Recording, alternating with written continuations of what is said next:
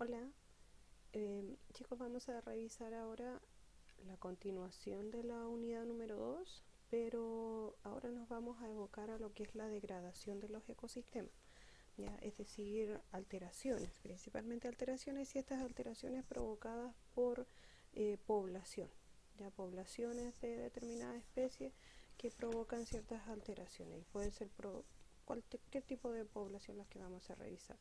Entonces partimos acá con diferentes tipos de causas de degradación al medio ambiente que pueden estar dentro de las que nosotros vamos a estudiar. Está, por ejemplo, la introducción de especies exóticas, que nosotros la vamos a revisar.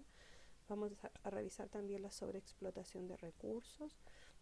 Vamos a revisar el cambio climático, ¿ya? Y vamos a revisar contaminación. Ya, esas son algunas de las que nosotros vamos a revisar en esto de lo que son causas principalmente al ecosistema. Después, ¿cierto? Las demás las vamos a trabajar como formas de protección, ¿ya? Entonces la vamos a separar en dos partes. Vamos a ir viendo. La primera que vamos a revisar es el efecto invernadero. Entonces, el efecto invernadero lo vamos a diferenciar del calentamiento global, puesto que en algunas oportunidades, es cierto, se tiende a confundir.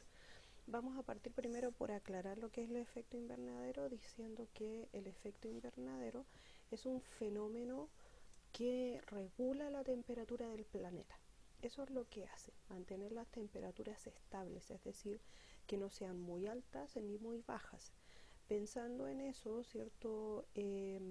Si en este caso, en un invernadero, digamos, de plantas, ya no hay invernadero en términos de planeta, sino que un invernadero pequeño de una planta, se hace este microambiente, ya protegidos por estos nylon, y el objetivo principal es mantener justamente las temperaturas estables para permitir el desarrollo de las plantas.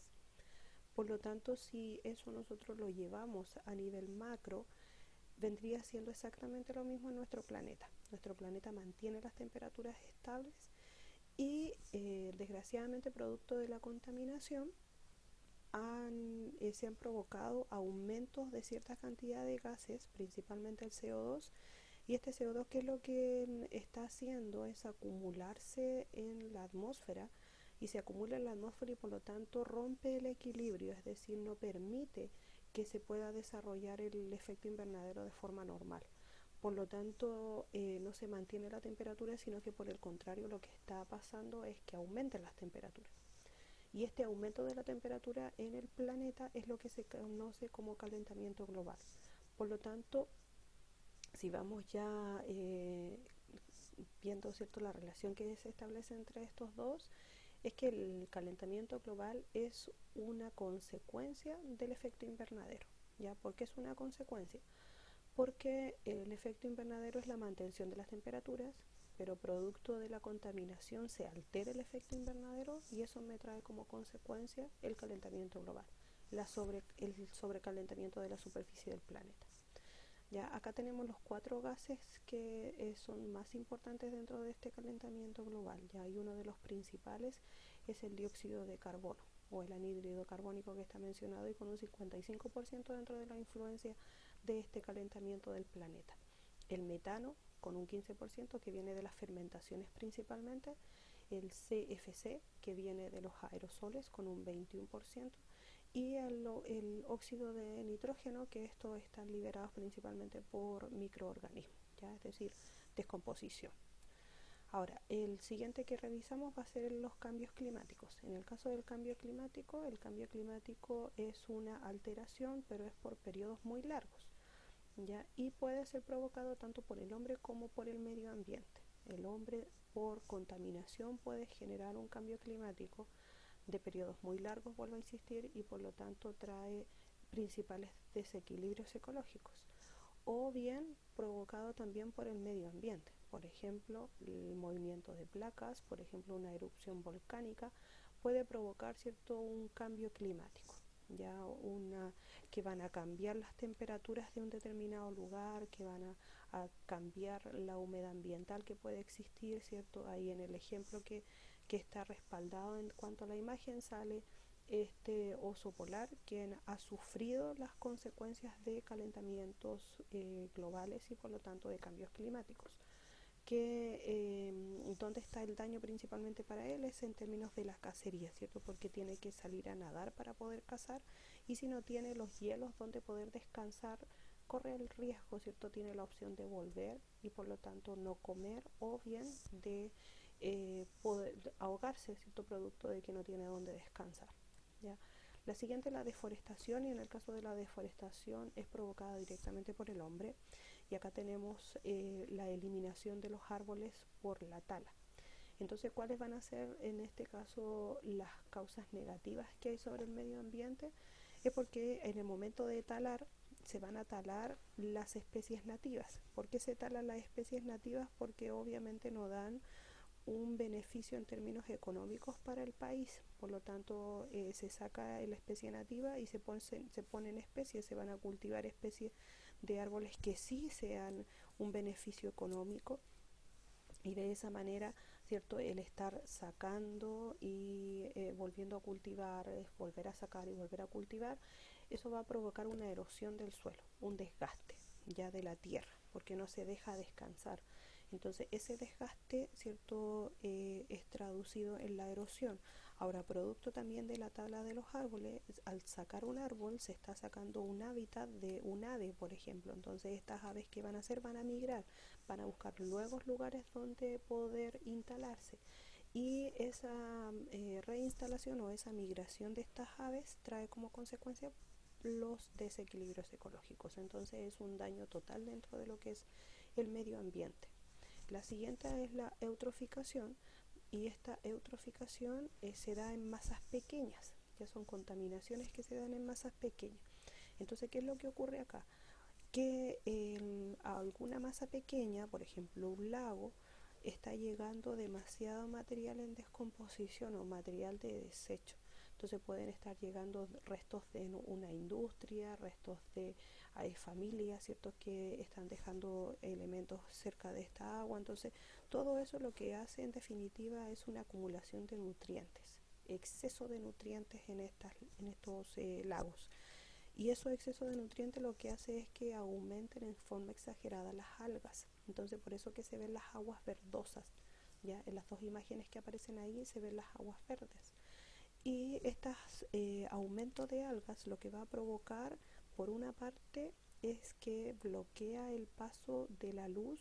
Por lo tanto, las algas que viven en los lugares más profundos de esos lagos no van a tener posibilidad de realizar fotosíntesis, y si no realizan fotosíntesis no hay algas, y por lo tanto los consumidores que dependían de esos productores simplemente no van a poder vivir, no van a tener de qué alimentarse.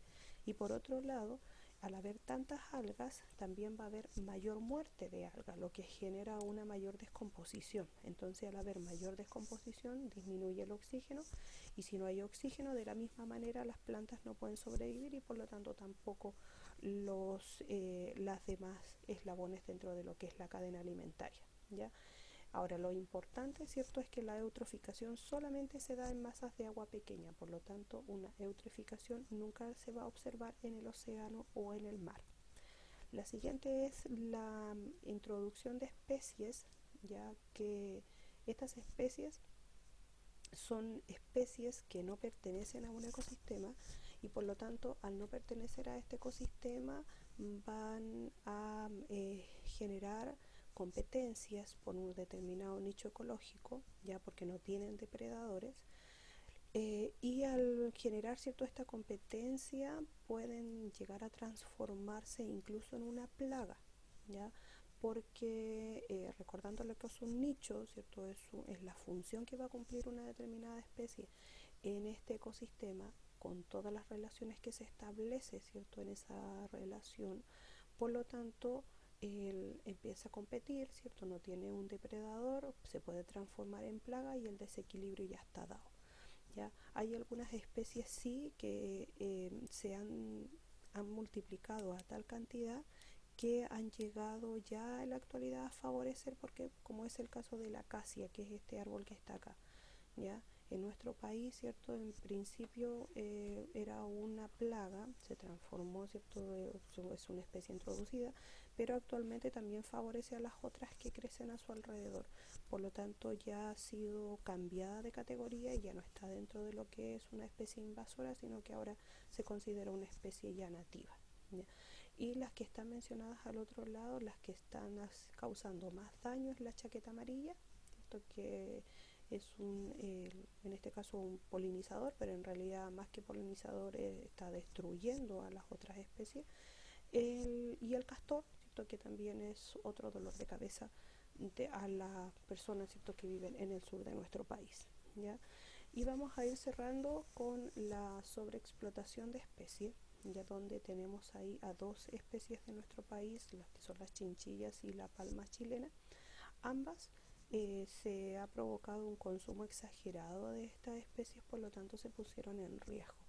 Ya en el caso de las chinchillas incluso se generó el Parque Nacional Las Chinchillas, que está acá en la cuarta región, para poder protegerlas, ¿cierto?, de esta sobreexplotación, ¿ya? Y de esa manera, ¿cierto?, poder asegurarse de que puedan permanecer en el tiempo. Y lo mismo con las palmas chilenas. Ya la palma chilena también fue sobreexplotada en la isla de Pascua, lo que también provocó que pudiera pasar a categoría de riesgo.